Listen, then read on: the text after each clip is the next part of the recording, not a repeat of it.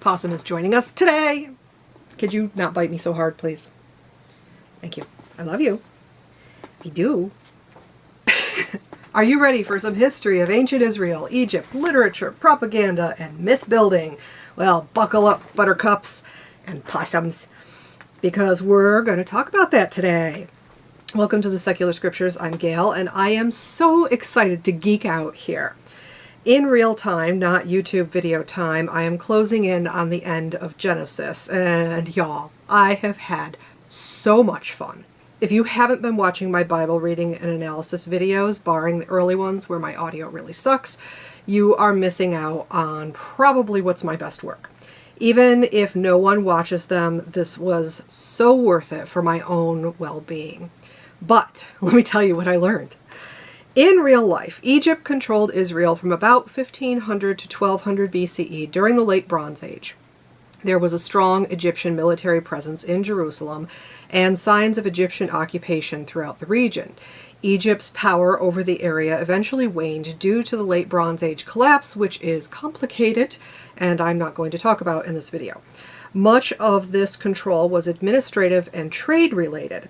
Canaan was at a trading crossroads, and Egypt wanted all of those sweet, sweet goods from Asia and Europe coming in over land and sea. They taxed the heck out of Canaan, read Israel, because Israel's part of Canaan, but it didn't exactly exist at this point in time. It's kind of, sort of. It gets its beginnings here somewhere.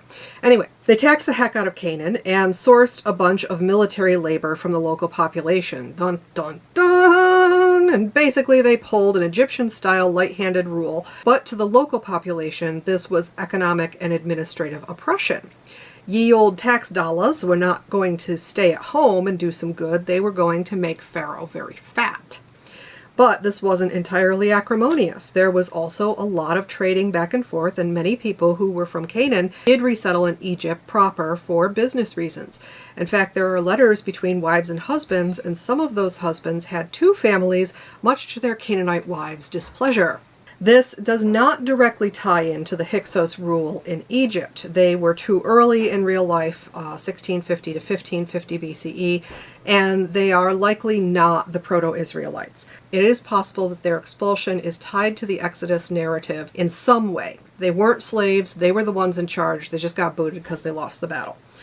It's a tenuous connection at best. This is often how stories work. Elements from history are gathered and rearranged to fit a cultural narrative, so it's possible that there's something coming from there, but it's not exactly probable. And it's certainly not the way that the Bible portrays it.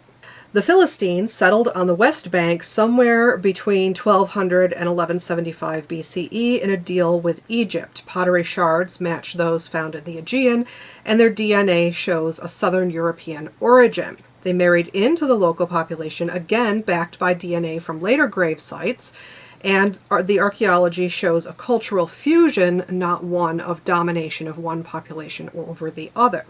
The stories of major conflicts between the Philistines and the Israelites don't come until much, much later.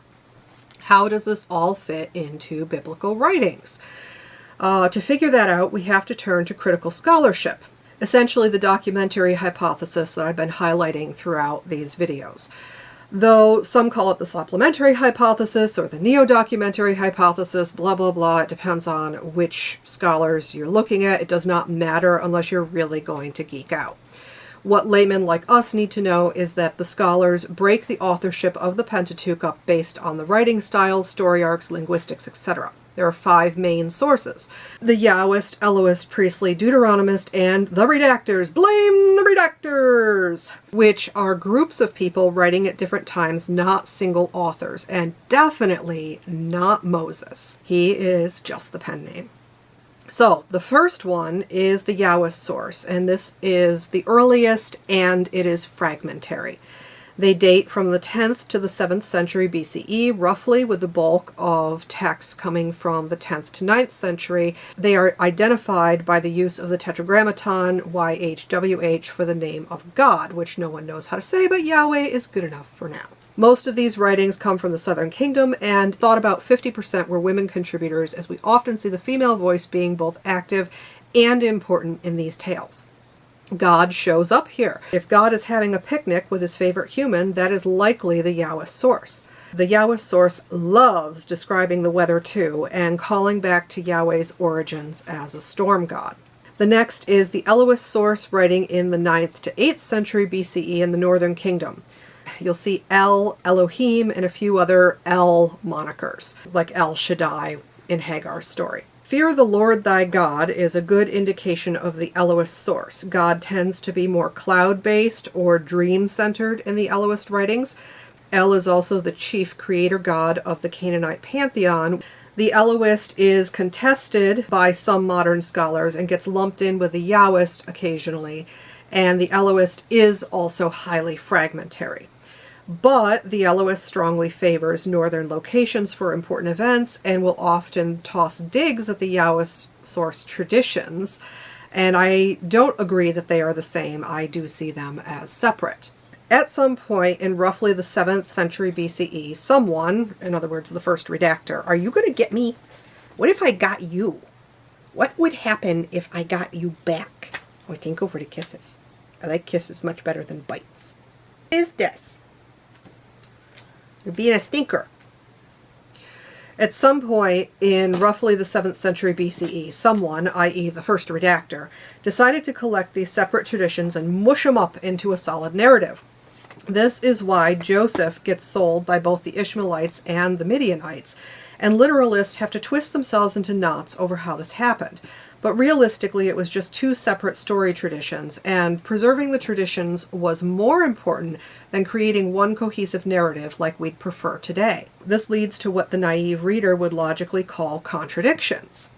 Joseph cannot both be sold by his brothers to the Ishmaelites and found in the dry well by the Midianites with no exchange of money or brothers present. And no, these are not the same people groups. There are dozens of examples of this blending of the narrative Play-Doh colors by various redactors over time, the most well-known redactor being Ezra in the post-exilic period. The redactors are active in the Pentateuch until somewhere around the 4th century BCE, and the Pentateuch is finally solidified into something like what we have today, thanks mostly to Ezra. Though this is not uncontested, some claim an earlier solidification date, but there is evidence of later Greek insertions, like Abraham rescuing Lot is probably Greek, or maybe there were just Greek edits, and that's a whole other ball of wax. The genealogies may be the redactor or the priestly source, depending on which scholars you pick. The travel logs and certain words of God are attributed to the redactors.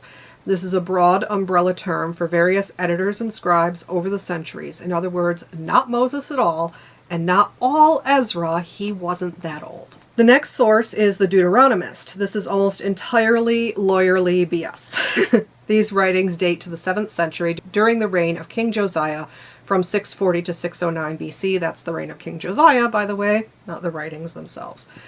If it's telling you what to do, what not to do, what to eat, who to marry, what to do with your property, where your property is, or is straight up law code, D is probably responsible. It is highly likely that D was ordered to write this by King Josiah, and it was probably a panel of priests, not just one lawyer priest locked in a basement with oil lamps. And it definitely wasn't Moses. It borrows heavily from regional law codes, but sets the story back in time because getting people to do what you want them to do is difficult without the weight of history and tradition behind it. Deuteronomy was almost entirely written by D, and it's also likely that we see D in Joshua, Judges, 1st and 2nd Samuel, and 1st and 2nd Kings. I want to note that Samuel and Kings were not broken up into 1 and 2 until much, much later.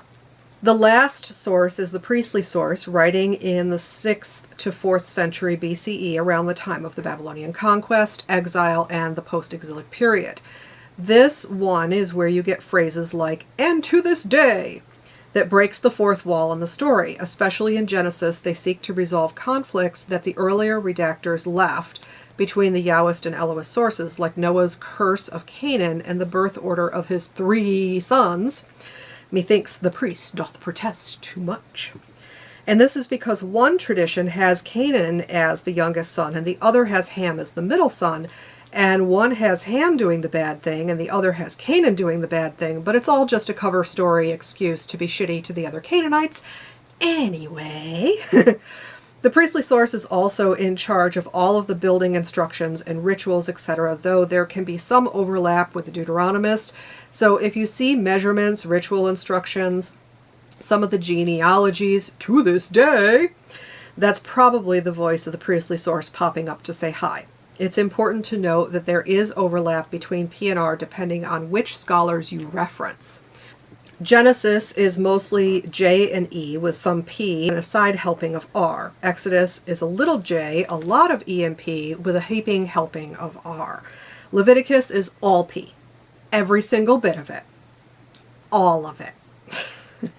Numbers is mostly P with a tiny bit of J and E and a sprinkling of R. Deuteronomy is mostly D with a few select verses from J, E, P, and R. Important text note here is that Adonai just means Lord. So you'll see it in place of the Tetragrammaton, YHWH, or in front of kings and so forth. So when you see the Lord your God with Lord in all caps, it was probably originally Yahweh your God because YHWH became too sacred to write in later writings, so those scribes replaced YHWH with Adonai, all caps, Lord, L-O-R-D, okay? Some Bible translations don't even use Adonai at all, and this is how we get some of the tangled messes of odd repetition and confusion in the final translations. I hope that that wasn't too tangled. Basically, if you see L-O-R-D, all caps, that's probably Yahweh. So, what does any of this have to do with Egypt? I'm so glad you asked. I don't know if we have a cat foot in this shot, but that's okay. You might get toe beans. So, what does any of this have to do with Egypt? There is zero archaeological evidence for the events in Exodus or Joshua. It did not happen, okay? No whole people enslavement, not saying that there wasn't slavery, just that it's not like it's told in the story. No plagues, not to say there weren't plagues, but no 10 plagues, okay? No 40 years in the desert, there's no archaeological evidence for that. The Israelites as a people group never left Canaan in any meaningful way during this time at all. There is no disruption in the archaeological record to indicate a major shift in settlement in Israel or Egypt, nor is there an influx of DNA that would indicate a separation and reintegration from the time of the Exodus or the conquest of Canaan. The Israelites are a group of Canaanites who have been in the region for a long, long, long time. We can see them separating themselves out over time. So why tell this story? Why this one in particular?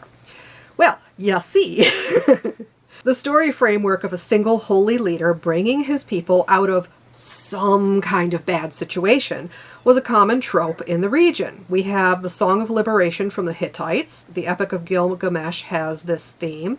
There are several Mesopotamian kings that have song tablets illustrating how they have liberated their people from some oppressor or others. And then we have the Cylinder of Cyrus, which highlights the post-Babylonian exile where people returned home. So this narrative was a good way of sort of like ooching the followers of Yahweh out of their natural place among the Canaanites. If you can't have a genuinely separate history, make one up.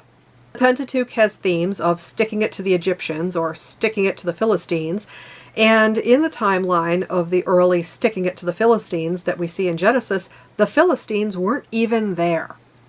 But, you know when they were there? In the 700s, when that tale was being written down. Briefly jumping out of the Pentateuch into the book of Joshua, 640 to 539 BCE, do you want to hear a story about how the walls of Jericho came a-tumbling down? Except when Joshua supposedly blew his trumpets, the walls of Jericho had been a-tumbled down for over 200 years.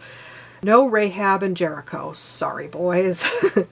But you'll see the theme of coming out of Egypt richer repeated over and over.